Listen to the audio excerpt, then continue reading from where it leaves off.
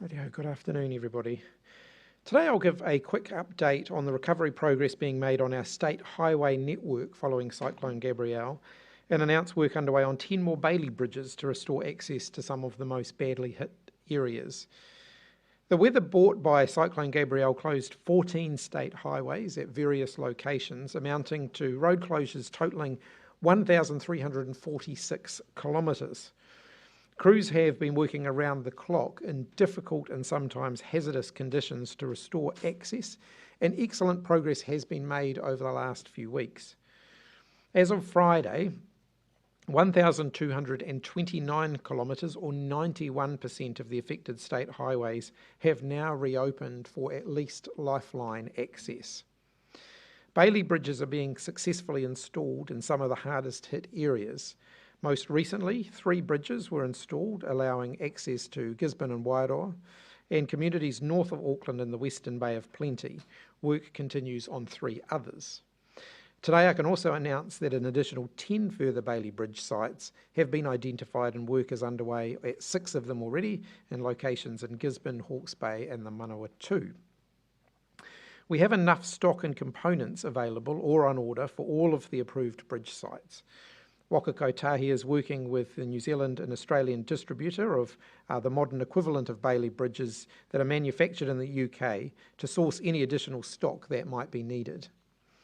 They're working closely with the regions hardest hit by the cyclone to ensure the $250 million that we announced for local roads, rail and infrastructure is going to where it is most needed.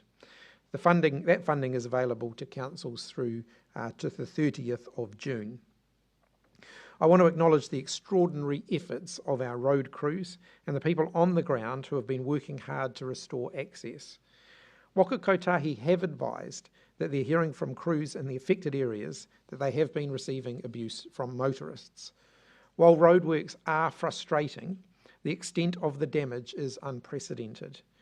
Many of these workers are doing incredibly long hours on the roads and then heading home to deal with damage that the cyclone has caused to their own homes and properties. It's understandable that people are frustrated by the situation, but it's not okay to take out that frustration on the people who are doing the work to restore roading access. There are still some major road closures that are causing significant disruption. While there is an alternative access, I know that State Highway 25A at Coromandel is a particular challenge for people right now. In the next few weeks, we are expecting to reopen State Highway 2 through to Tuatera, State Highway 1 at the Brindurwin, and State Highway 38 through to the Arioniiwa Falls. However, the damage to our roads and rail has been massive, and some of those connections are going to take longer to restore. The entirety of the State Highway 5 from Taupo to Napier reopened for freight convoys last week, and as of this morning it's open to the public again between 7am and 7pm. On to other matters. I'm able to confirm that this afternoon I have appointed Ginny Anderson, or I intend to appoint Ginny Anderson to take over the role as Minister of Police. She has worked for the police in the past for over a decade and more recently has been the chair of Parliament's Justice Select Committee. She'll get started on that role immediately. Barbara Edmonds will pick up her responsibilities as Associate Minister of Immigration. It's a recess week this week. On Tuesday, I'll be out and about in the Hutt Valley for a range of visits and meetings. On Wednesday, I will be in Nelson to check in on the flood recovery there, and I'll also be speaking to a business event hosted by the Nelson Chamber of Commerce. Happy to open up for questions. Ginny Anderson is familiar with the police portfolio. She's been the chair of the Justice Select Committee. When I've looked at what I want to see from the Minister of Police, I think she's very well suited to take up that role. She's the second lowest rated minister in Cabinet. What does that say about your priorities around crime? It doesn't say anything about our priorities around crime, and you'll know that the Minister of Justice sits on the front bench. Many of the policy issues that the police deal with are covered by the Justice portfolio, and of course I have an interest in this as well. I can provide an absolute reassurance that law and order and crime will continue to be a key area of focus for the government. So No, that's what I'm saying. I'm saying I still have an interest in it, having recently been Minister of Police. I'll continue to monitor progress in that area. Why is Jenny not here? Sorry, was that? Why is she not here today? We don't routinely always bring up new ministers when they have just been appointed to a new role. What was her experience with the police when she worked for them in the public service? As I've indicated, she worked for the police for 10 years and has, experience working there. I'm happy for, we'll send out some biographical details of the areas that she has been working on. But actually probably the more recent and relevant experience is as Chair of Parliament's Justice Committee. Of course, she will have had quite a lot of exposure to the police and to the issues that police are dealing with at the moment. Wouldn't it make more sense for you as Prime Minister to give it to someone who's a safe pair of hands who can just guide the portfolio into the next election and really hold their own? Wouldn't that have been a sensible... I think Jenny Anderson will hold her own. But she's not exactly a safe pair of hands, though, in terms of ministerial responsibility. This is a big one. It is a big portfolio and I have confidence in Jenny and her ability to tackle it. In terms of your leadership, though, why not give it to a safe minister? Why did you choose to take this position, perhaps giving it to someone who still has a bit to prove as a minister? I think Jenny is a safe minister. Why is Stuart Nash still a cabinet minister? I went through all of this last week. Stuart, and I'm not going to recanvass that ground now. I set out all of that out really clearly last week. Stuart's on his final warning. I'm confident that he'll, knuckle down into the portfolios that he has. Reactions that in any single one of them could have been a second if yet he's still in your cabinet. I mean, demotion really means nothing apart from drop in status. He's still got all the perks of being a cabinet minister. Is that really a message to send about your ministerial standard expectations? I went through all of that last week, Jane. I've also been clear that I do accept that people are human beings and from time to time will make mistakes. Stuart is well aware that he's on his final chance, though. Have any other ministers come to you in light of Stuart Nash's actions and said, look, there's something I need to confess, so inappropriately meddled in affairs that I shouldn't? No. The Foreign Minister... Oh, can you follow up? Would you expect them to have done some hard thinking over the weekend and know by now?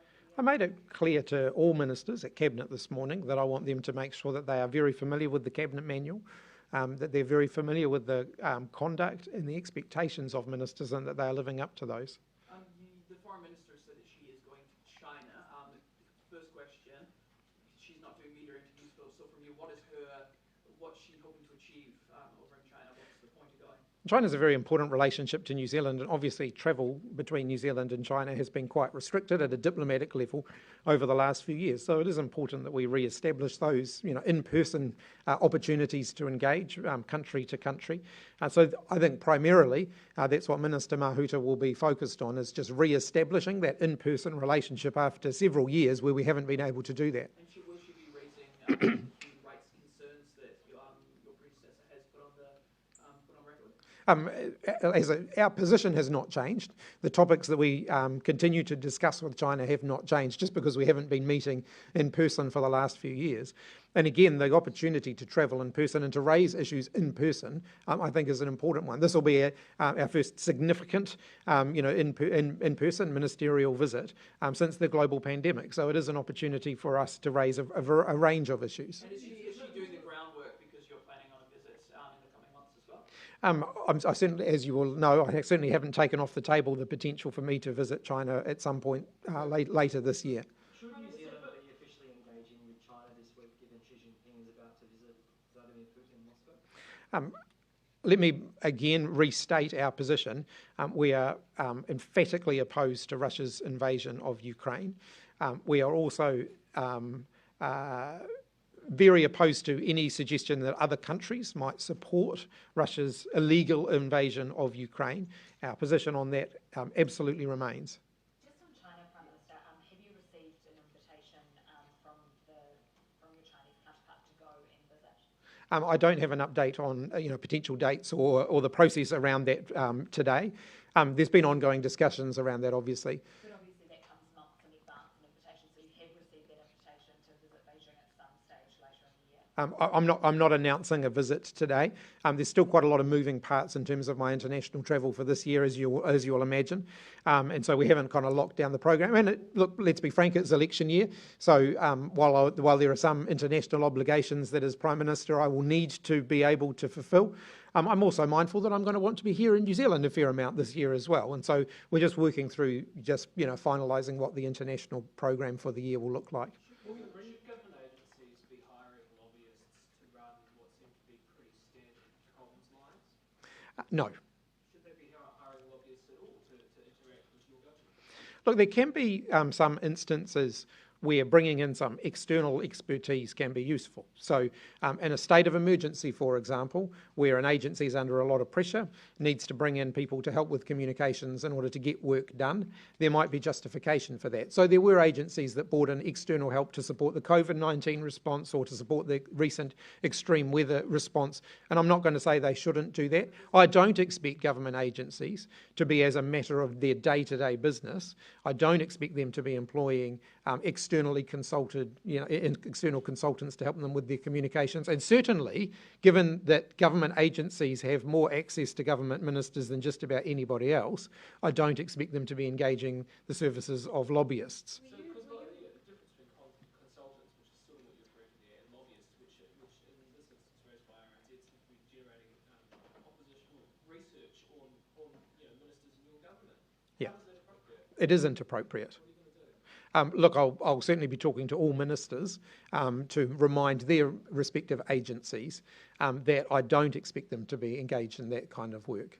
Were you aware when you were Health Minister that Pharmac was using external consultants on it? I was only Health Minister for a few months, as you may recall, but no, I wasn't aware at the time. Do you think lobbyists have too much easy access to ministers and MPs, and that actually the system needs to be tightened up a lot? New Zealand, in my experience, having looked at other democracies around the world, is actually incredibly open in terms of New Zealand's ability to access their elected representatives. And I don't want to see us do things that might change that and might distance us. In terms of the flow of information from lobbyists, again, you have to look at it on a case-by-case basis. I don't think that lobbyists necessarily get preferred access. I don't think they necessarily get access that other members of the public can't get. In many cases, they're simply providing a flow of information that can be quite useful. Are you seriously saying that senior lobbyists have the same access rights to ministers as any member of the public? I'm saying that members of the public are still able to access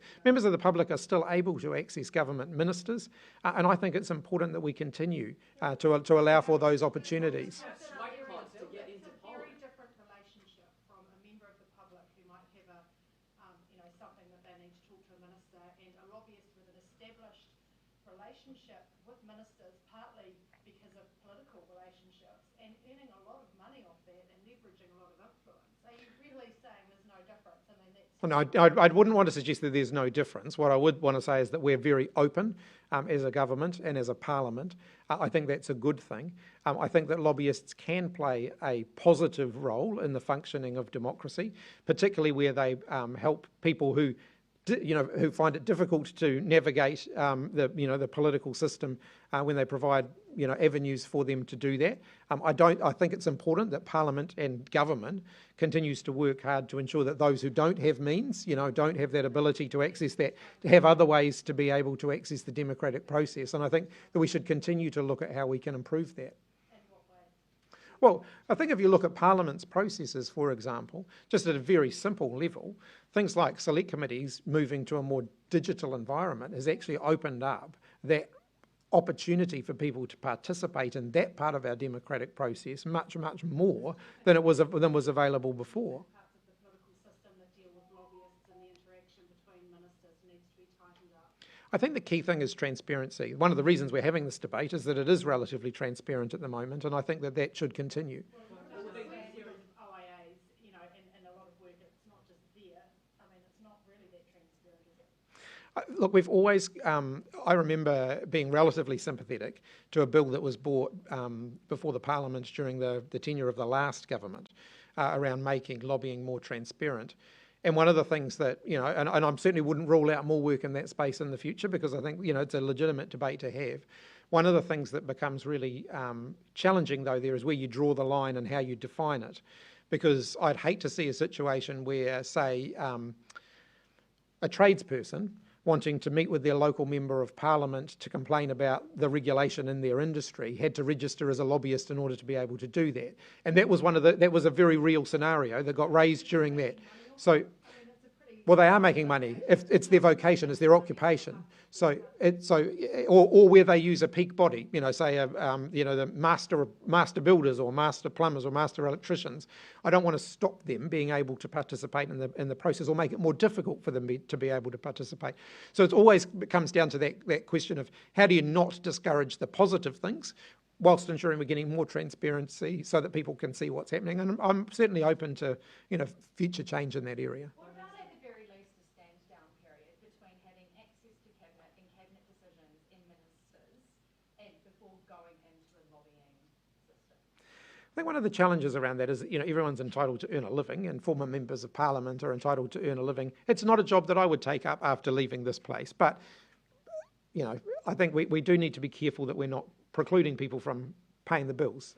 Ben. Ugly scenes in Melbourne on the weekend at an anti-trans rally in Melbourne, some Nazi cigars and all the rest of it. That same woman who had the rally is coming to New Zealand this week.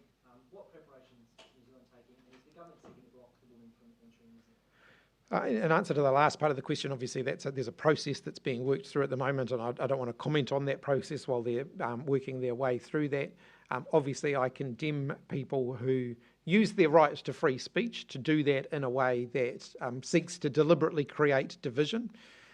It's not something that I would attend or would engage with, and I don't think it's helpful overall to social cohesion or to actually rational and constructive debate. To be clear, are you talking about the views of what the women were speaking about, or the actions of the men outside that were doing the cigars and engaging in Nazi? I think both of them are unhelpful. Prime Minister, should New Zealand be having discussions about banning... Sorry. That's all right. Hi, sorry. I'm doing everything. Should New Zealand start having discussions about banning Nazi symbols and memorabilia like other countries, including Australia, are doing in light of these situations? It's not something I've turned my mind to. I'm happy to have a look at it, but it's not something that I've turned my mind to at this point. Are we at risk of the same situation that we saw in Victoria happening here? If this activist is allowed to come to New Zealand and speak in Wellington and Auckland, that there could be, a rerun of the situation that might attract the same kind of behaviour, and our police are faced with the same sort of challenges? Yeah, as I've indicated, there's a process that gets worked through when people apply for visas to come to New Zealand or apply for the ability to come to New Zealand. There's a process that gets worked through around that, and I don't want to interfere in that. But I guess my message is anybody exercising their right to free speech, whatever the circumstances are, should be mindful that we don't want to incite hateful behaviour or violence. In fact, it's illegal to do so. And I think everybody should bear that in mind. I'm just going to get some water. Yeah. Does it go to, so MB have responded to our queries about the visa and the exhibit this person has, but does it go to a minister for discretion if there has to be decisions made? Is that a ministerial decision, or is that made by MB? My understanding is that that's made by MB, but I'll clarify that and just confirm that for you. Are you concerned about the potential for any contagion here following the buyout of Credit Suisse? Sorry, what was that? Are you concerned about the potential for any contagion here following the buyout of Credit Suisse? To be honest, I haven't looked at that specific issue. I'd be happy to come back to you on it, though. Yeah. When did you decide to put her in the role?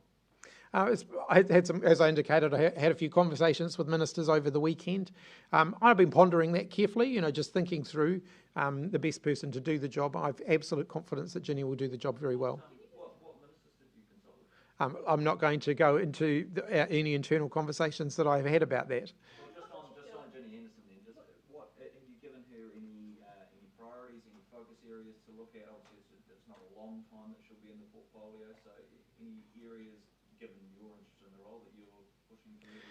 We certainly will be. We've had some initial conversations over the last few days, and we'll have some further conversations in the next few days as I go through the process of the prioritisation work, which is an ongoing basis. But certainly I'd like to see her see through some of the work that's already underway. So the work around retail crime is clearly an important area of priority, an area where I know the public want to see the government making good progress, and so we'll continue to do that. The focus around youth offending, making sure that we're getting targeting those prolific youth offenders and getting them back engaged in something more positive, so that the pattern of offending is broken. The work that the police have been doing around organised crime and gangs needs to continue to have ministerial focus. I mean, these are operational matters for the police, but I'd expect the Minister of Police to be taking an interest in making sure that they're being kept up to date with the work that the police are doing in that area. And then working with the Minister of Justice, again, seeing through the current legislation that we've got before the House around organised crime. So what makes you confident that she can have an appropriate relationship with the police, and particularly the police commissioner that Nash couldn't quite hold? Look, I've got absolute confidence in Ginny. She's been the chair of the Justice Select Committee, so through that has had the opportunity to know many of the key people working in the justice space, including the Commissioner and others, and I'm confident that she'll be able to forge a good working relationship with them. In the conversations you had with Cabinet colleagues, did anyone say no, they didn't want it with Ginny Anderson as first choice? In every reshuffle, well, I've only done two, but every time I've had to go through the process of allocating portfolios, no one has ever said no. So no one said, look, I'm not really that interested. No. Ben. Can you just outline, sorry, I may have missed it before, what did Ginny do at police? I'm happy to share the details with I haven't got them in front of me, so I'll get you the. I haven't got the details in front of me, but I will get them for you. You chose a police minister based on her having experience in the police, but you don't know what she did. I think having a decade working at the police means that she will understand how the police operate and understand the police systems well. I'm happy to get you further detail of the particular projects that she worked on while she was there. Yeah, she was a civilian member of the police staff. I'm happy to get you again detailed biographical information of the projects that she was working on. Yeah. With both the Auditor General and the Serious Fraud Office over this rental arrangements that Ginny was running out of her office in Tattaglia along with Trevor Mallard. Do you think what they were doing there was ethical? I don't have a huge amount of detail on that. I'm happy. It was a wee while ago that was in the public domain. My understanding is that they were. Yeah. Yeah, my understanding is that there's an element of the historical arrangement in that, which I'd have to go back and look at before I passed a judgment on it. Like I said, I don't know the details of it. I'm happy to go and have a look at it. Can I ask a second ugly protest in Ottawa on the weekend? This anti-co-governance tour that's going on. Did you see them or did you catch that? I've only caught glimpses of it over the weekend, so I haven't had the opportunity to see any of the detail of exactly how that unfolded. The argument from the other side of politics is that this is what happens when you don't explain a co-governance agenda. People sort of jump into it with misinformation or whatever else. Do you accept that criticism, and how are you going to go about getting rid of this stuff in a pretty hotly contested environment? I reject a little bit of the assertion in that. I mean, not understanding something is never an excuse for, a violent reaction to it. Everybody in a democracy has a responsibility to make sure that they're, informed about the sort of thing that they're participating in. And violence is never a legitimate way of demonstrating your democratic views. In terms of co-governance, as I've indicated, there are a variety of views around co-governance. I understand that. But trying to kind of simplify that down and suggest that there is one agenda and one model of co-governance that everyone should or shouldn't be concerned about, I think is oversimplifying the situation. But yeah. Do you worry that this election campaign will be really hateful and worrying for Māori? Certainly I'll be doing everything I can to avoid that. Prime Minister, before you said that, you had to tell your cabinet to make sure they were very familiar with the cabinet manual. How embarrassing is that to have to do as Prime Minister to your power brokers at that top table? It never hurts for everybody to have a reminder. But is what you expect to have to say like I said, it never hurts for people to have a reminder of these things. All right, we'll have the last couple of questions. Jane. Has Cabinet considered whātu orders winter health plan to manage the system through winter, and if so, when will it be released? And also, do you have more detailed timing on State Highway 2 in Hawke's Bay in terms of opening the key or bigger parts? Sorry, I can get you detail on the last one. In terms of the winter health plan, we did consider something a few weeks ago, but I can't remember whether it was the final plan or not. So again, I'll come back to you on that. But there's been conversation so far. I'm not sure if we've, winter is coming. I'm not sure, but we'll certainly have a final comment on that soon. Yeah, absolutely. Yeah. Just on the Greens, will you be promising the language they use, the strongest possible action on climate change if you're in a position to negotiate with the Greens post-election? Look, I'm absolutely confident that we will have some very constructive negotiations with the Greens after the election if that is the verdict of the people, if that is what New Zealanders vote for. There's still a long way to go between now and then, though. What were your thoughts on those comments, and also what do you think about James Shaw's comment saying that the National Act would be the most reactionary, race-baiting right-wing government in decades? Ultimately, James can, articulate his own party's position, including his own party's position on who he will and won't work with. That is entirely appropriate for him to do. Just as a former COVID-19 minister, have you got any advice for the opposition leader coming out of COVID? Any advice on avoiding long COVID, any activities he shouldn't be doing? I can tell him as somebody who's had it only once, thankfully, that you've got to give yourself a little bit of time to recover, lest you end up standing on a podium and saying something stupid. Jason.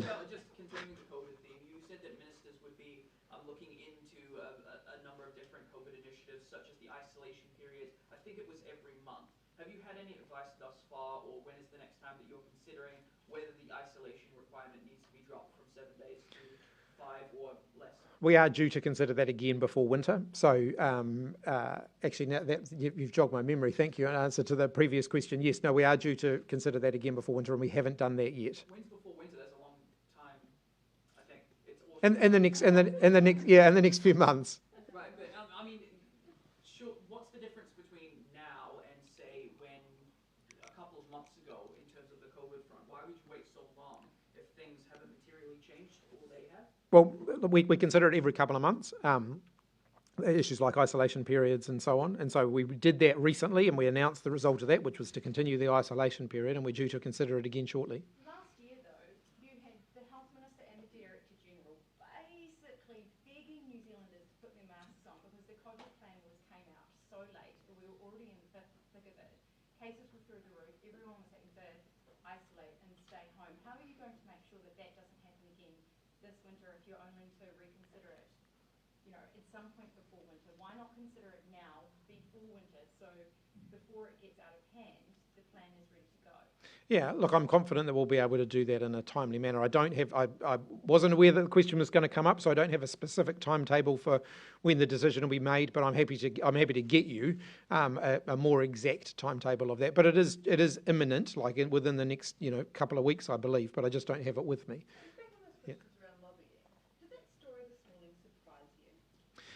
I haven't had the opportunity in the brief time available. We had a cabinet meeting today, so I haven't had an opportunity to look at all of the detail of it. But I certainly don't expect to see government agencies engaging the services of lobbying firms, and certainly not for their day-to-day business. With respect, Prime Minister, how do you not across that? You've just been the public services minister for the last 5 or 6 years. Yeah. Pharmac as an agency does not report to me as the public, or did not report to me as the public services minister. Yeah. What's your definition of free speech? Oh, crikey. I guess the ability to articulate your own opinions, free from sanction, free from pressure from others. Is it absolute? Like, should there be limitations on free Well, there are limitations on it in the law at the moment, so you can't express your right to free speech in a way that incites people to harm others. There are already limitations on it. Do you think that's in the case of this woman who's coming to New Zealand? Sorry, what was that? Do you think that is what is happening in the case of this Parker person who's coming to New Zealand? I'm not sure what you're asking me. Posey Parker, do you think what she says should be a freedom of speech that is limited because it harms certain groups? I haven't actually seen the details, the precise details of exactly what it is that she said. So I don't want to formulate a view on, or articulate a view on that without actually considering it. But I would say that there's a process that's being gone through at the moment where those sorts of things are considered. All right, last question. A bit of a hypothetical, but if Vladimir Putin came to New Zealand, would we execute the arrest warrant on him? Well, I don't think he'll be coming to New Zealand, and I don't think we would want him. Thanks, everybody.